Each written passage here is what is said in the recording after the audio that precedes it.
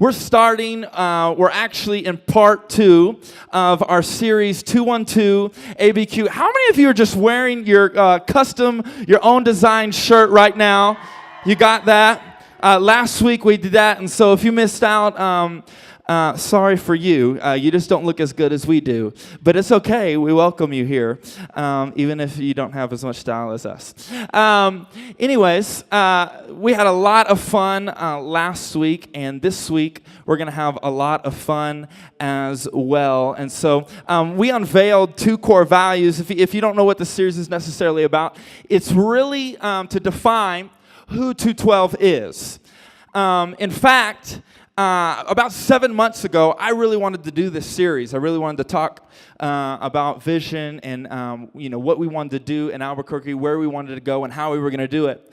And God really just has been really messed with me for the past 7 months. And in fact, I was backstage a minute ago in the media booth, and I was kind of like shaking in my boots, literally my moon boots, and shaking in my boots. And I'm like, Justin, he said, "Man, are you nervous?" And I said, "You know what? I'm not nervous. I'm anxious because this message specifically has been inside of me for about 7 months, and I've just been wanting to tell everyone, and God's just been like, wait,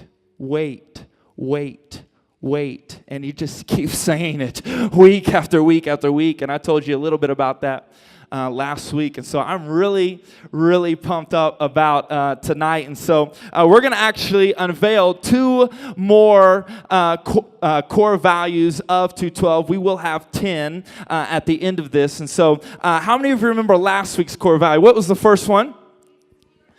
Jesus is our message. That's good. Hopefully we have that. What's the second one?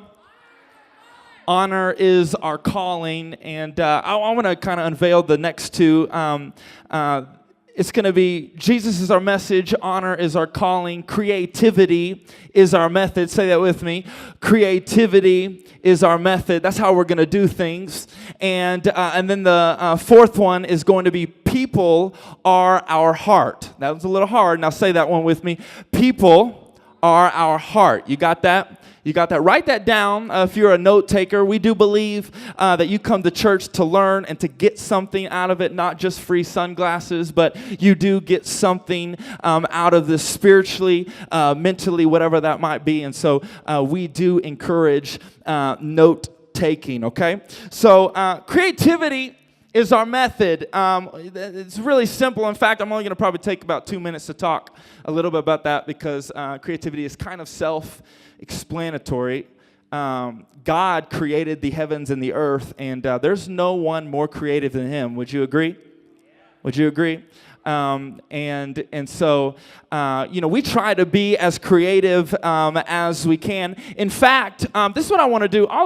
If you are a student or a leader that has helped with setting up the atrium, helped with any of this stage design, helped with leading worship, anything like that, I just want you to stand up for me real quick. I just want you to stand up for me. Just look around. Let's give it up for all these guys right here. Yeah. That's awesome. All the worship teams back there, they're right there. Our team believes in creativity and that we're going to present the gospel of Jesus Christ as best and as excellent as we can and try to have fun with it, right? Because we believe Jesus can have fun.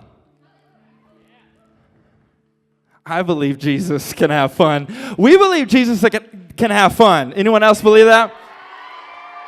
We do. We're not a boring church. I'll tell you that. We're an enthusiastic church, and we like to get excited about what God does. And so it's going to be a great night. In fact, I want to welcome all of our network campuses all over the country. Let's just give it up for all of our network campuses. Portales, Amarillo, what's up? We're excited that you tuned in. It's going to be a great night. When thinking about 212, you got 3 numbers, correct? 3 numbers in the number 212, right? You have the 2. Everyone say the 2. Then you have the 1. Everyone say the 1. Okay? And then the 2. After that, say the 2. Okay, so you got the 2, the 1, and the 2. Very self-explanatory, but I want to kind of give a little meaning to these numbers. In fact, the first 2, this is what we're kind of unveiling tonight, the idea of what 212 is all about, where we're going to go, how we're going to get to it. And the first 2, when I think about this, is this number right here is probably one of the most important numbers out of all 3. And what it means is that you never come alone to church. You never come alone to church. You never come alone to 212. You never come alone to an event. You never come alone. 2, right? There's always someone with you, right? There's more than 1, yeah? 2. Does that make sense? Very simple, right? You got this? You never come alone. In fact, when you go watch a midnight movie showing, how many of you what movie just came out? Was it what was it, Transformers? How many of y'all went to go see the midnight Transformers movie? And it was, okay, I did that. And how many of you know that movie is just a lot better when it's like crowded in there, right? Like you might get a crappy seat, but like you're laughing at things that you wouldn't usually laugh at if you were just sitting by yourself, right? Is anyone else with me? Like if you watch The Fault in Our Stars with a bunch of people, you find yourself crying and you're like, what? Why am I crying? Because everyone else is crying. You know what I'm talking about? Okay, that was just me. But you find, like, when you watch a funny movie, you're just laughing at things that are just like, really? Seriously? And it's a lot different. Like, if you wait 10 days later, no one's in the movie theater. You just chilling in your favorite seat by yourself at Transformers. It's just like, all right, cool. That was a cool shot. Awesome. You know, how about that Spider-Man movie that just came out when, what's her name? What's her name, Corey? What? Emma Stone. When she dies, y'all guys, y'all all know it like this. If you haven't seen that movie, you late. If you haven't seen that movie, you are late to the game. So I'm sorry if I just ruined that for you. I didn't think about that. My bad. How long that been out? 3 weeks? Man, y'all late. But y'all know. Anyways, if you didn't know, now you do. When she died, everyone gasped, and you're like this. But if you're watching alone, it wouldn't have been that big of a deal. I mean, it changes when there's a lot of people around you, right? It changes, the vibe changes, the feelings, the emotions. Things begin to be a little different. In fact, you know, it's crazy. 2 weeks ago, we were 130 less than in this room right now. We were 130. Now, this room changes a lot more when there's more people. The vibe's different, the feeling's different, right? It's just completely different. More people, it's exciting. It's different. You're being able to experience things together. In fact, when you think about this first 2, never coming alone to church or never coming alone to 212, whenever I talk about inviting people to church, how many of you know that can just be a little intimidating? Is that intimidating for anyone else other than me? Raise your hand if it's just intimidating to talk about Jesus or to say, yeah, you should come to church. That's intimidating. Or it can be scary. How about, is it scary for anyone? Is it scary? Okay, all right. We got a couple people. It's just a little awkward. What about awkward? Is it awkward for anyone? Yeah. Like awkward. Like, hey, you want to come to church? Hey, oh my God. Yeah, they're making fun of me. All right, here we go. It just get a little awkward, intimidating, whatever it might be. Whenever I'm talking about inviting people to church, that's every time. Well, man, it's just, how do I do it? How do I do it? It's just intimidating. It's so scary and it's so awkward and it's so weird. And I look back and I say, well, it's just because it's not normal. And that's fine. It's okay, but it's just not normal. And I would like for us to think of it like this. It might be scary to ask someone to come to church or to invite someone to 212. And that might be a little scary, might be a little intimidating, might be a little awkward. But you know what's a lot more scarier? Them possibly going to hell because you didn't do anything. And at the end of the day, you can look at me and say, well, pastor, it's not my job whether or not they're going to go to, oh, you're saying it's my fault they're going to hell? Well, I don't know. You could stop it. You could prevent it. It's not your job to justify whether or not they come to church. It's your job just to ask. It's your job just to be a little intimidated for God. It's your job just to be a little scared and go, you know what, this is going to be awkward. This is going to be weird. Hey, man, I don't even know who you are, but you want to come to church with me? No, here's the deal. I like church. I think it's fun. We get crazy. My pastor's tall and lanky. He's stupid, but he does like the lip sync. I mean, we just try to have fun. We're having free song. I don't care if I look stupid, because if someone goes to heaven because I invited them, woo, you can't celebrate more than that. You can't. Now, the sad thing is, I say you can't celebrate more than that, but the sad thing is we do. We celebrate more for our football games and for our, World Cup soccer players that USA can't ever score a goal. Man, Tim Howard ain't that good. He needed 16 saves, not 14. What's he doing?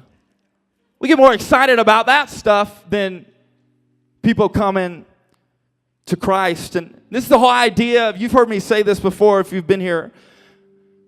We don't want to just reach people. We have to reach people. That's what we believe. We have to reach people. I don't care if it's a little crazy.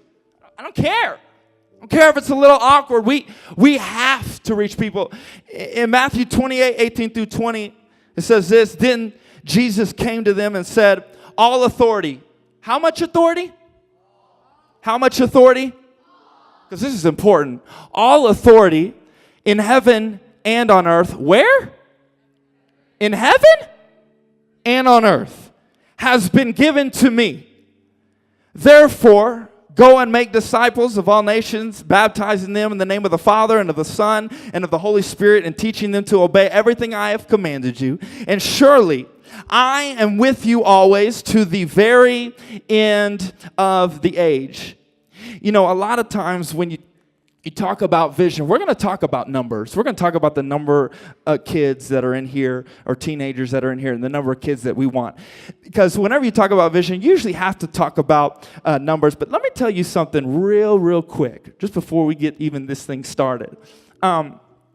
I do believe in numbers. I think numbers are important. Yes, I would like to have 20,000 students in this room. Absolutely. I'll say it right here. I think numbers are important. But I can tell you this.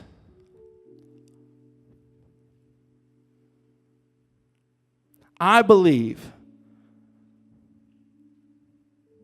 that every single person in this room has a dream, a destiny, a calling, and a purpose set on their lives.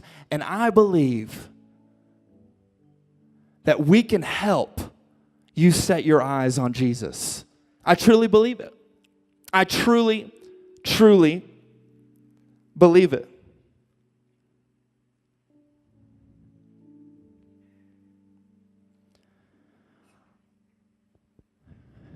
At the end of the day, when I think about a student, I do not want just numbers. A lot of people think, well, you're the pastor, it's kind of your job to get people saved. It's your job to get people baptized. It's your job to get them plugged into the church. Let me tell you something. You want to know what kind of church we want to build here? You want to know what kind of student ministry we want to be here? To where I am straight just a pastor. I encourage believers. I get people excited. And I say, all right, let's go take over Albuquerque. Done. Because at the end of the day, it says all authority has been given to Jesus for you to make disciples of all nations. For you to do the ministry. My ideal student is that you're leading people to Christ and you're baptizing people. My whole goal is that I'm not having to get in the dunk tape and baptize them. You're saying, hey, guess what? This week, man, I already led 7 people to Jesus at my church or at my school. I brought them here. I knew we were getting baptized, and I'm going to baptize them. Is that cool? Sweet. Yes, absolutely. That is what we're about. I tell you right now, I truly believe the event era is dead. We will not throw any more events. It's not going to happen. In fact, we do this famous event every year called the Intersect. We're not doing it this year. Exactly. We're not doing the Intersect this year because at the end of the day, something like that's huge, right? Especially for the people who have been here for a long time. You're like, well, what the heck is going on? Because we truly believe what God is speaking to us every single week. And we are not going to be the church that has 1,600 people roll up in here once a year and then leave, and then they come back a year later. We ain't about that. Because that's what it's become. That's what it's become nowadays. Churches just like, all right, let's just throw an event. You know, well, if you bring in the right speakers and you bring in and you have enough money, if you give enough free stuff away, oh yeah, everyone loves free stuff. Everyone's going to come. The event era is dead. I believe, I got to tell you right now, I can guarantee there are at least 250 kids who are on fire for God. They don't need an event. They want something from Jesus in this room. And what I'm saying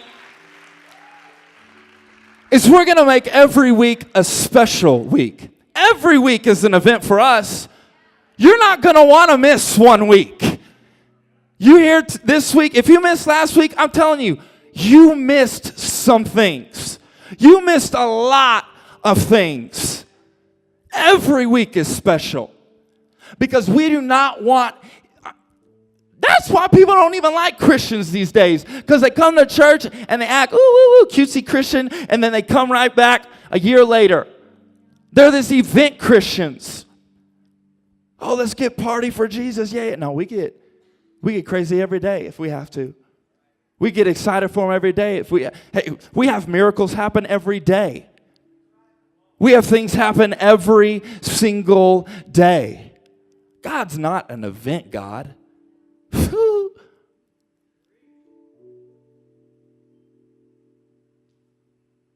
You see, what you win people with, you will win people to.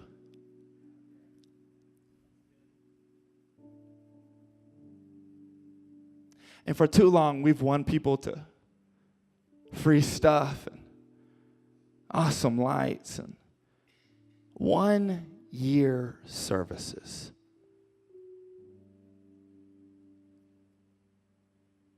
And when you think about the one in 212, this is the idea of one God, one church, one purpose.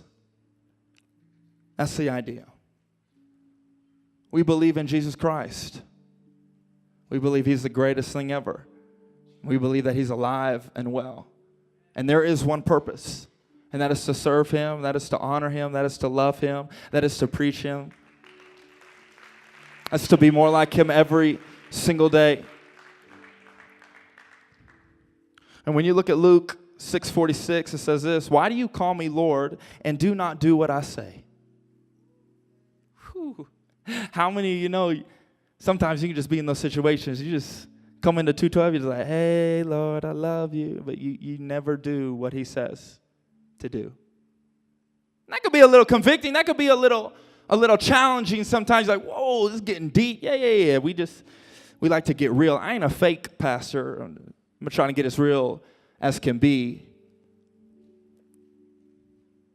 And you say, well, I believe that if you're not thinking about people getting saved, I'd argue if you are saved.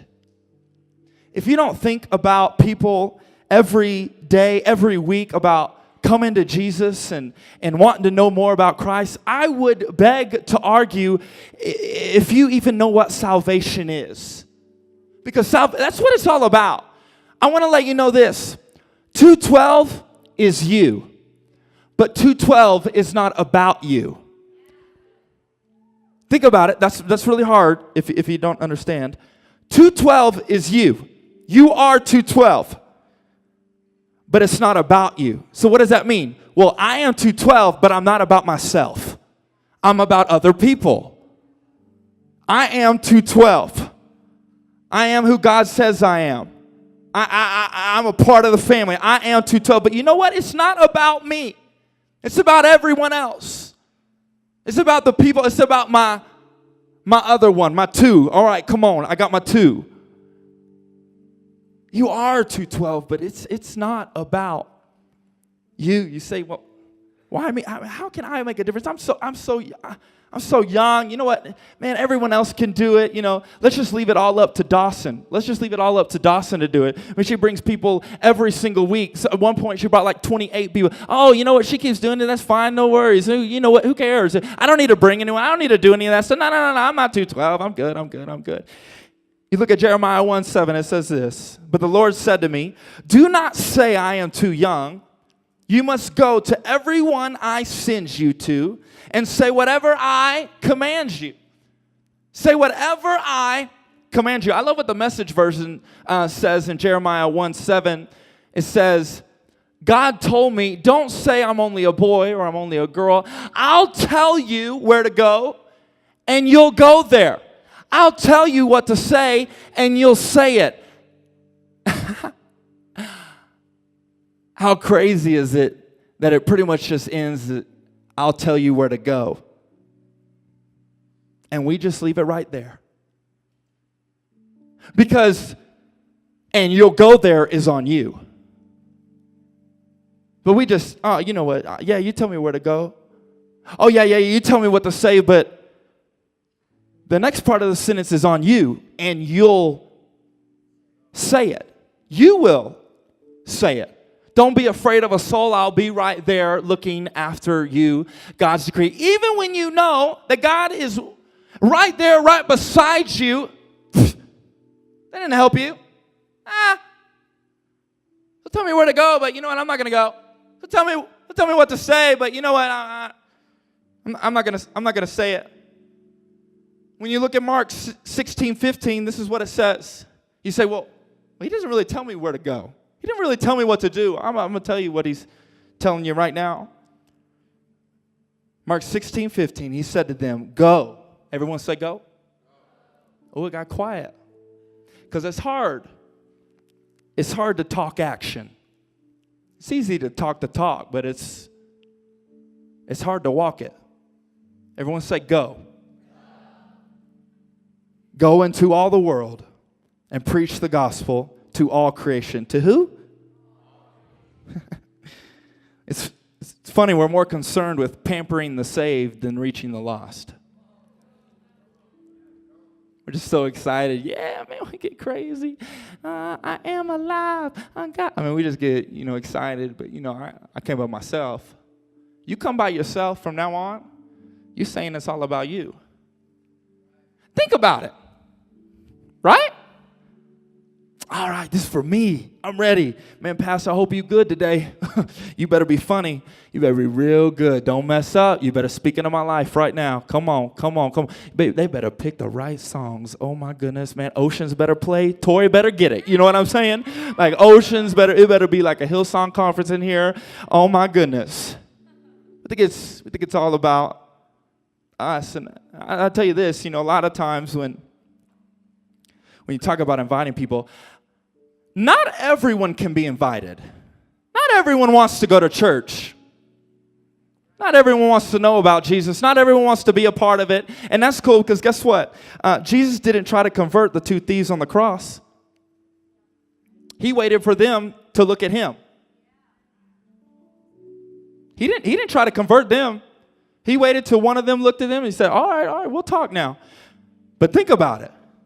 Jesus did a lot before that. He did a lot before that. When you think about the last 2, this is the anxious part. This is the part where it gets a little crazy. This is where it's like my faith has to begin to build up. I think, in fact, God probably said, hey, you need to wait for 7 months so you believe it. In fact, I 100% guarantee that. That's probably exactly what he was saying to me. The last two is the tangible goal of where we want to go, of who we want to be.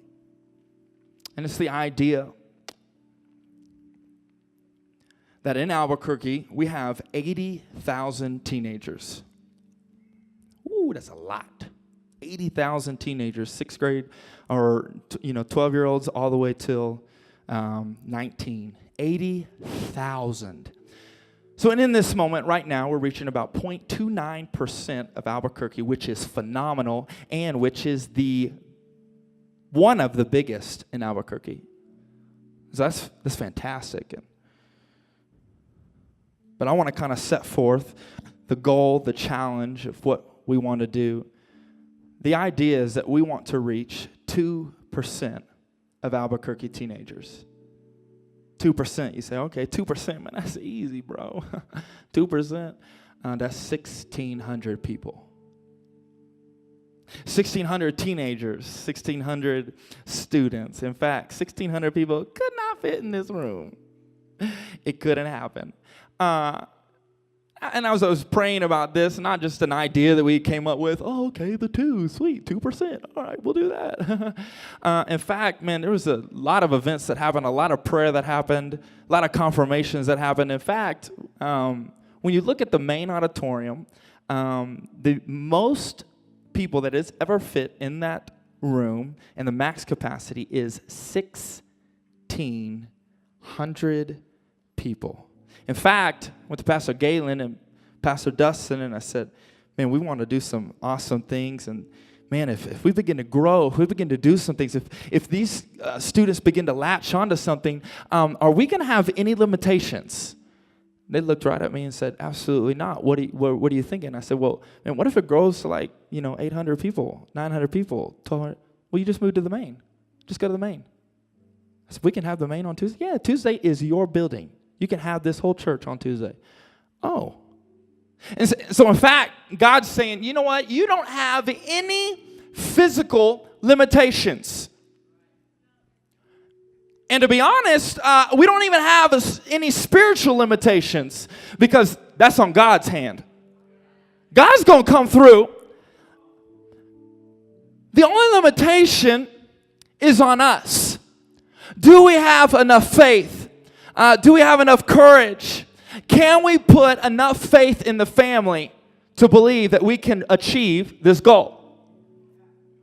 Now, like I was saying, it's not about the number. It's the idea that when a lot of people get together and they begin to worship Jesus, you can't stop them.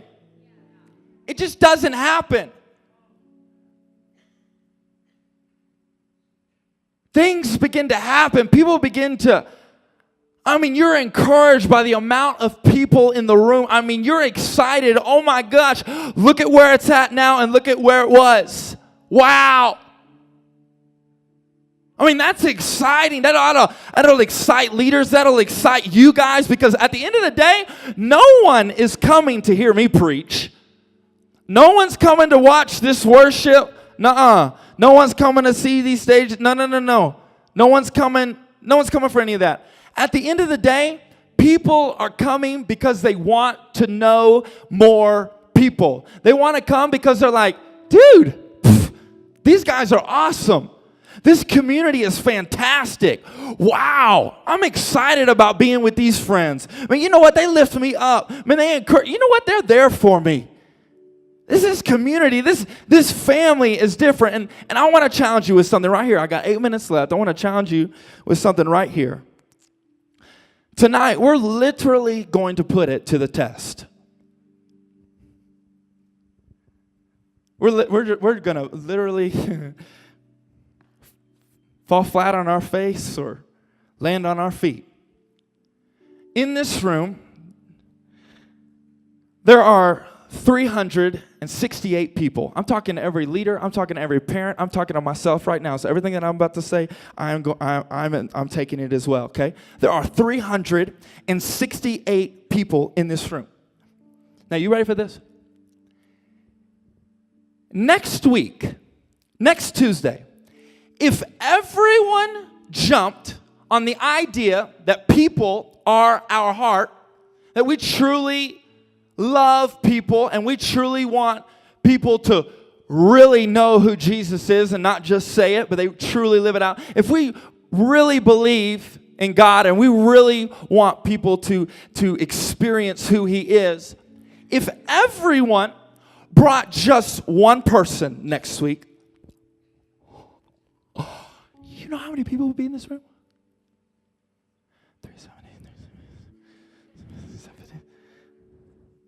736 people.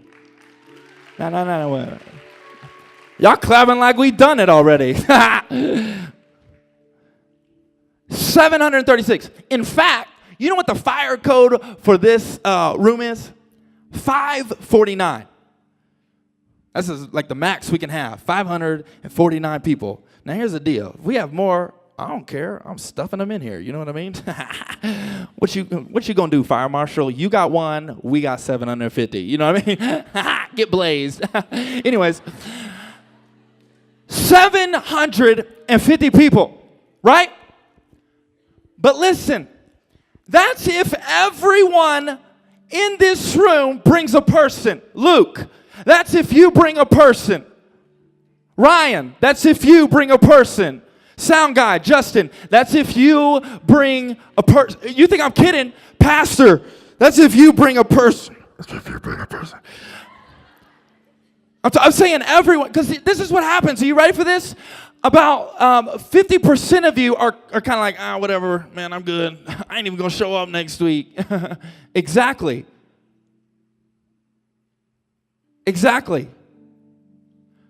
Do we have enough faith in the family?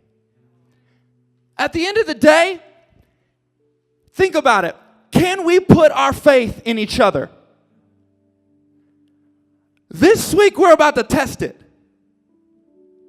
This week, we're about to do the biggest challenge yet. In fact, 750 people, or however many I said, whatever, those numbers put together.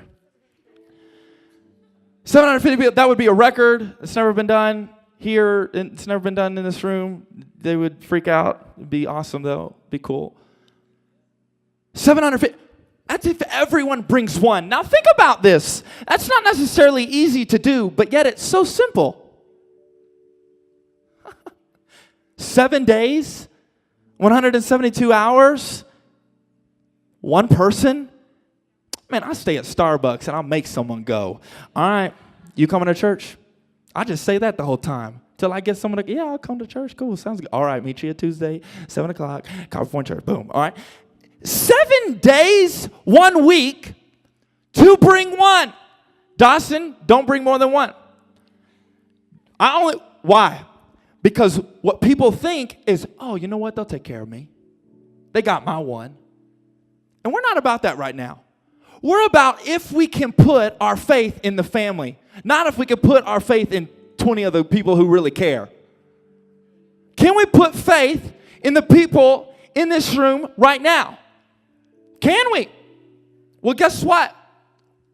We're literally about to find out next week. In fact, I was talking to my staff. They're all like going to like July 4th, you know, like they're leaving me and I'm the only one here. And I'm like, oh yeah, sweet. So they're canceling all the meetings. So we're talking about next week. And then they're like, you know, I'm like, all right, so are we setting up 700 chairs or not?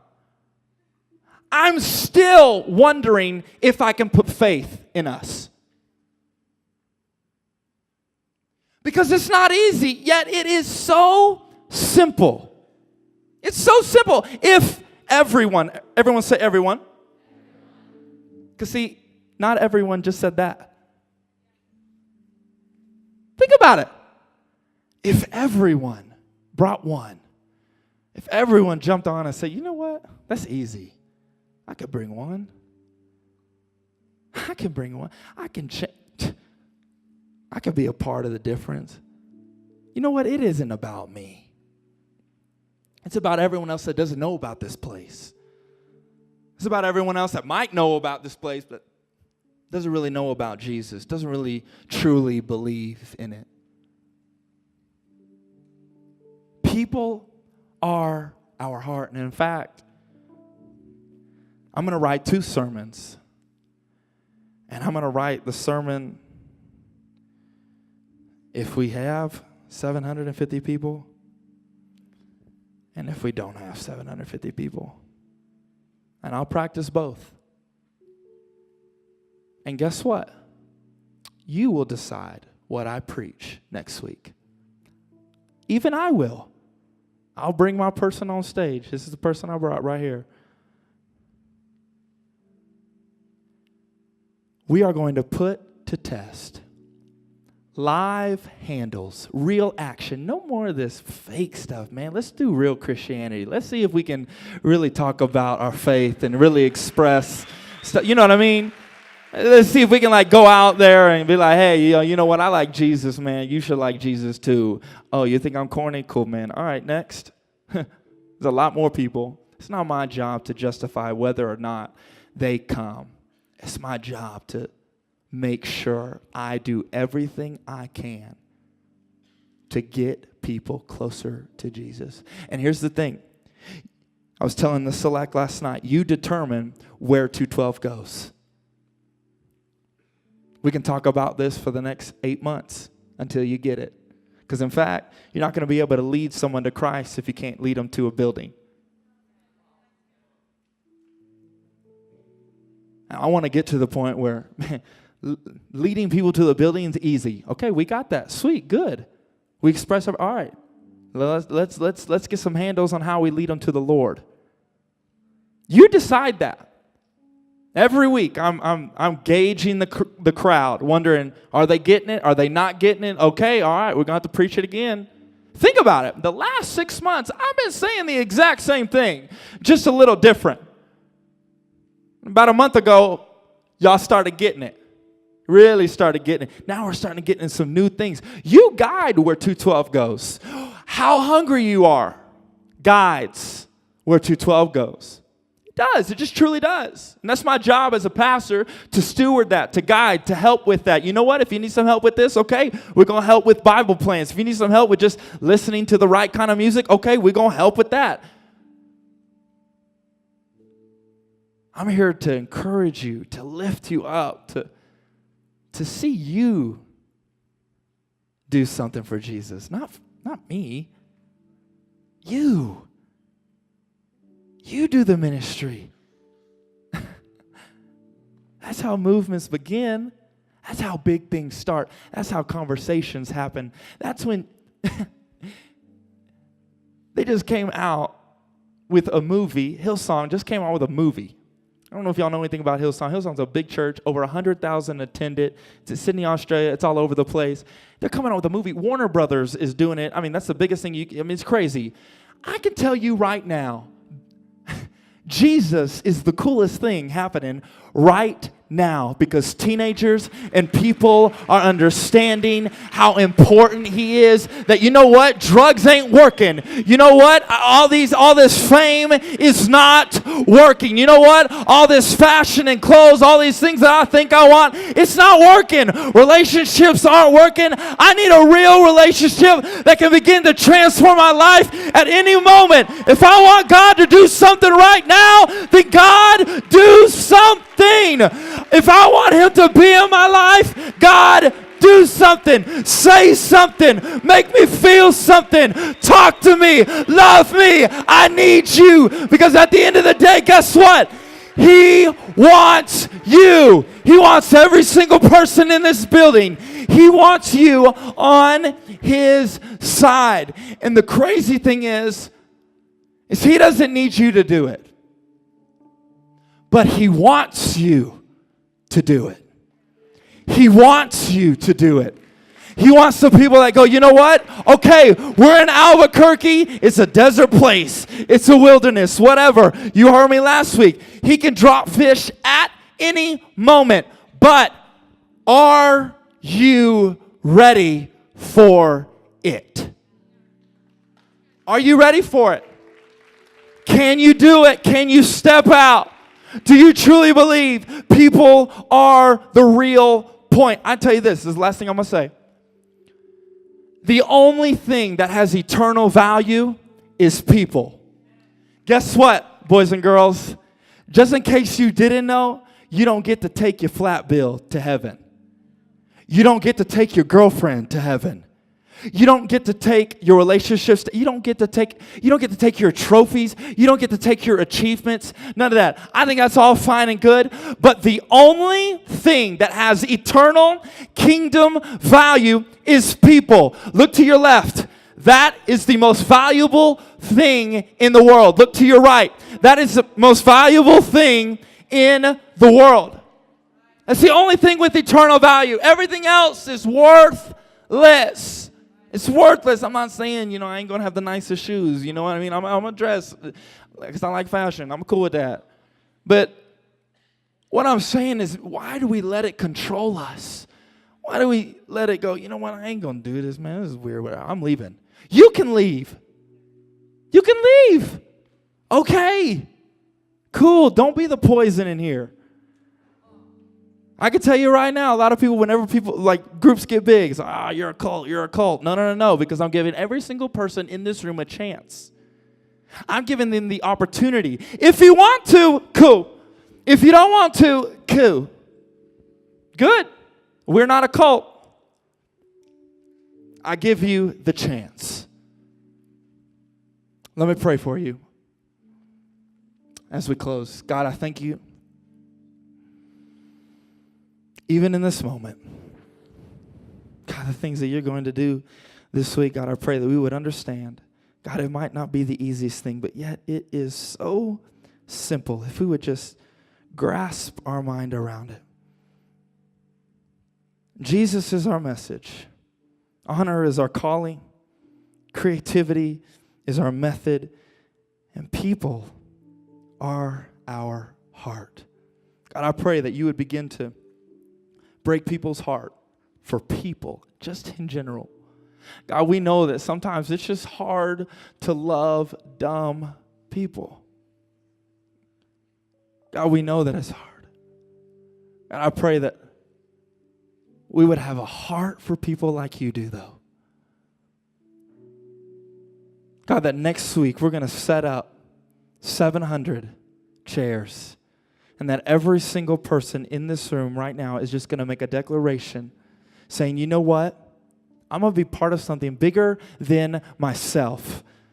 And I'm not going to be all about me. I can do it. 7 days, 1 week, just for one person. God, I pray even right now that you would begin to move. You would begin to help understand. God, that you would begin to show us the best ways, the only ways, your ways. God, we love you and we thank you. And we know next week when we come in here, whether or not we can put faith in each other or whether or not we can't. God, I pray. I know that you believe in this family. God, I know that I believe in this family right now. God, I pray that we would begin to believe in each other. They would encourage each other. In Jesus' name we pray. Everyone said, amen, amen, amen.